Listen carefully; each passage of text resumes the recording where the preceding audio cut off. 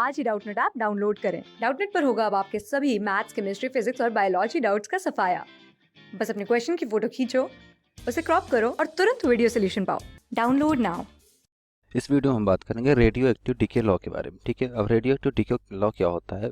According to radioactive decay law, जो activity होती है, ठीक है, रेडियो एक्टिव सैंपल कोई भी एलिमेंट है उसकी किसी भी इंस्टेंट पर डायरेक्टली प्रोपोर्शनल होती है नंबर ऑफ अनडिकेड एटम के। जो एक्टिव एटम बचे हुए हैं, अनडिकेड बचे हुए हैं उस टाइम पर उस सैंपल में, ठीक है, जो रेडियो एक्टिव एलिमेंट है, ठीक है, उस टाइम पर डायरेक्टली प्रोपोर्शनल होती है नंबर ऑफ अनडिकेड एटम के, उसकी एक्टिविटी। ठीक है, तो यहाँ पर अगर हम यहाँ पर सपोज करें, यहाँ पर लेट्स से कि t इक्वल्स टू 0 टाइम पर कोई एक सैंपल है, लेट से यहाँ पर लेट हम कर लेते हैं, अज्यूम कर रहे हैं, ठीक है, t इक्वल्स टू 0 टाइम पर नंबर ऑफ एटम जो थे क्या थे, n नॉट थे।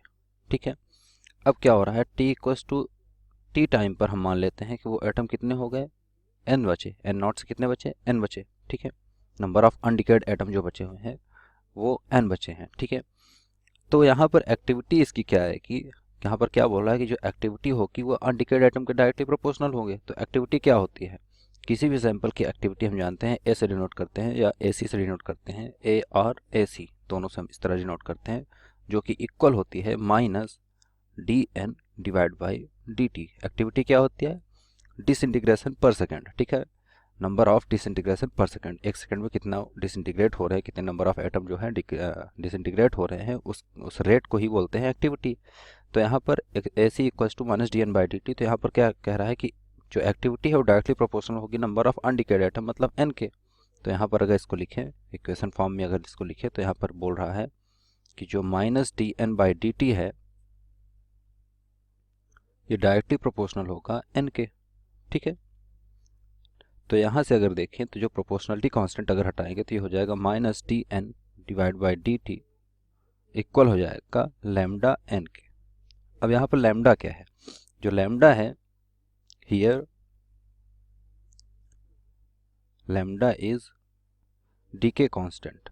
ठीक है, क्या है ये, डीके कांस्टेंट है।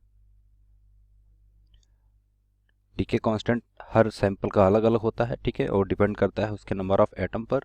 तो यहाँ पर हम देख सकते हैं कि डीके कांस्टेंट आ गया। अब यहाँ पर ऐसा कर लेते हैं, इस इक्वेशन को हम इस फॉर्म में लिख लेते हैं, ये हो जाएगा हमारा D N over N equal लिख सकते हैं इसको हम माइनस लैम्डा डी टी के, सॉरी इसको हम लिख सकते हैं माइनस लैम्डा डी टी के। हमने क्या किया, डी टी को यहाँ मल्टीप्लाई कर दिया और एन को यहाँ डिवाइड कर लिया डी एन के।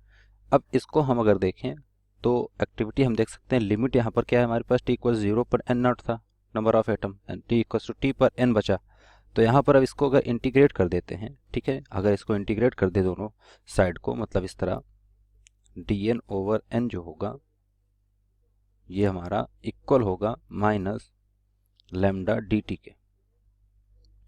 और अगर इसकी लिमिट देखें तो लिमिट यहाँ पर क्या होगी, लिमिट इसकी होगी एन, पहले क्या था एन नॉट था और बाद में क्या बचा, एन बचा, और एन नॉट कब था, टी इक्वल्स टू 0 पर, तो टी इक्वल्स टू 0 पर और ये टी इक्वल्स टू टी पर।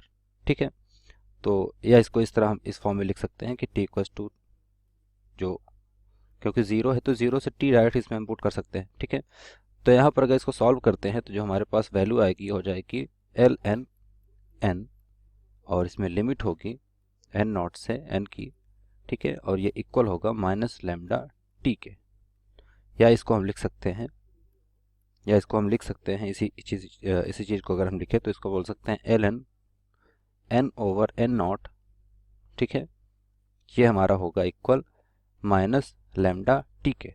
अगर एल एन को उस तरफ भेजते हैं तो क्या हो जाएगा, ई के पावर में आ जाएगा, मतलब एन बाई एन नॉट जो है ये इक्वल आ जाएगा E to the power minus lambda T के।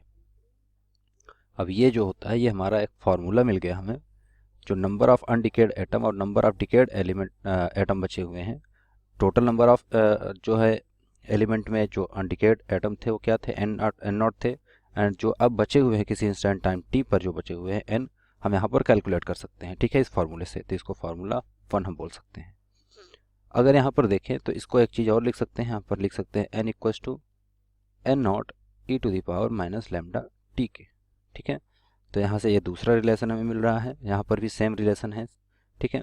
यहाँ पर हमें लैम्डा टी और टी की वैल्यू अगर पता हो तो हम एन नॉट और एन नॉट की वैल्यू पता है तो एन की वैल्यू फाइंड आउट कर सकते हैं, या किसी भी तीन क्वांटिटीज़ की वैल्यू पता है तो हम एक क्वांटिटी की वैल्यू यहाँ से हम फाइंड आउट कर सकते हैं इसलिए। और इसी को बोलते हैं, इस रिलेशन को ही बोलते हैं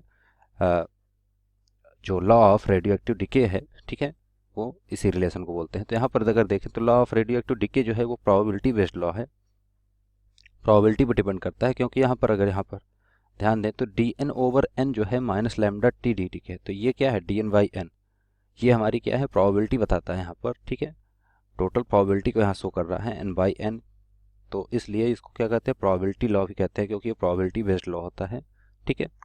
तो इस तरह से हमने देखा कि law of radio active decay क्या होता है और वो किस तरह से रिलेटेड होता है लैम्डा, मतलब लैम्डा क्या है यहाँ पर डिके कांस्टेंट के साथ। अगर अब इस इक्वेशन में now multiply by lambda on both side, अब बोथ साइड हम लैम्डा से मल्टीप्लाई कर देंगे तो ये क्या हो जाएगा लैम्डा एन इक्वल हो जाएगा lambda N naught E to the power minus lambda T के, ठीक है। अब इससे क्या हो गया कि लैम्डा एन हम जानते हैं एक्टिविटी जो होती है हमारी ए इक्वल्स टू होती है, चूंकि ए इक्वल्स टू क्या होता है लैम्डा एन के, ठीक है। तो ये वैल्यू पुट कर देंगे तो ये आ जाएगा ए इक्वल्स टू हो जाएगा ए लैम्डा एन नॉट है तो इसको हम क्या लिखेंगे ए नॉट लिखेंगे, मतलब इनिशियल एक्टिविटी, और ये फाइनल एक्टिविटी किसी टाइम टी पर जो एक्टिविटी होगी वो ए होगी, और जो सैंपल की इनिशियल एक्टिविटी थी वो क्या थी ए नॉट थी, और इंटी में आ जाएगा E to the power minus lambda T के। तो यहाँ पर एक हमें दूसरा रिलेशन मिल रहा है उसी इक्वेशन से, ठीक है, ये एक्टिविटी के बीच में मिल रहा है जो इनिशियल एक्टिविटी थी सैंपल की और जो फाइनल एक्टिविटी है उसके बीच में रिलेशन हम देख सकते हैं, और साथ में क्या है E to the power minus lambda T जो कि डी के कॉन्स्टेंट और टाइम है, ठीक है। तो इस तरह से हमने देखा कि रेडियो डिके लॉ क्या होता है और वो किस तरह एक्टिविटी और नंबर ऑफ अनडिकेड एटम पर डिपेंड करता है, ठीक है। क्लास 6 से 12 से लेके नीट IIT जेई मेंस और एडवांस के लेवल तक 10 मिलियन से ज्यादा स्टूडेंट्स का भरोसा। आज ही डाउनलोड करें डाउटनेट ऐप या व्हाट्सएप कीजिए अपने डाउट्स 8400 400 400 पर।